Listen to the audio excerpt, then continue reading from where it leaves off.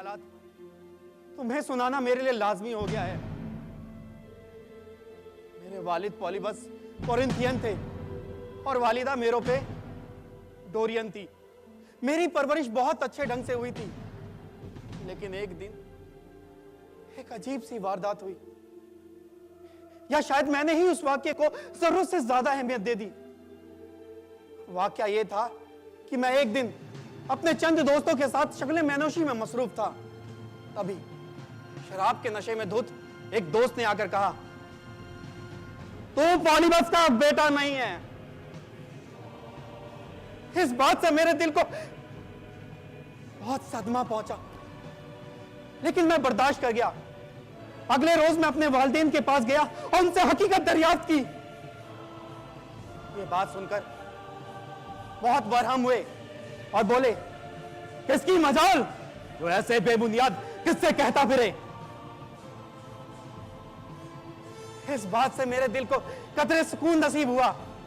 फिर भी एक खलिश सी दिल में बाकी रही जो जंगल की आग की तरह फैल गई। मैं अपने वालिदैन को बताए बिना ही पाइत हो गया, लेकिन वहां से बहुत नाउमीद होकर वापस आया। मुझे अपने सवालों के जवाब की बजाय एक खौफनाक और तकलीफ दे किस्सा सुनना पड़ा। कैसे मैं अपने वालिद को कत्ल करूंगा और अपनी वालिदा से शादी करूंगा।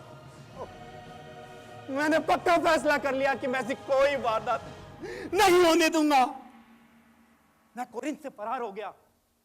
गर्दिश आफाक मुझे उस जगह ले आई जहां पर 3 रास्ते मिलते हैं।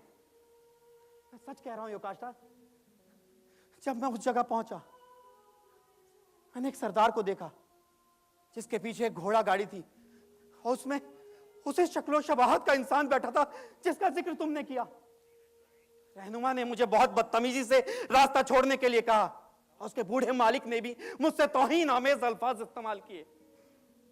गाड़ीवान ने मुझे एक तरफ धकेला, मैंने गुस्से में उसे मार गिराया और उसका बूढ़ा मालिक अपनी पैनी नजरों से मुझे घूरता रहा। और जब मैं उसके पास से गुजरा तो उसने गाड़ीवान से हथियार लेकर मुझ पर वार किया, लेकिन उससे पहले ही मैंने डंडे का भरपूर हाथ से दे मारा।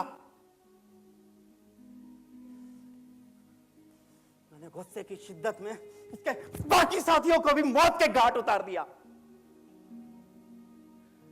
अगर उस मकतूल अजनबी की रगों में बहने वाला खून लायस का था तो मुझसे बदनसीब इंसान कोई नहीं होगा, वो मैं ही होऊंगा।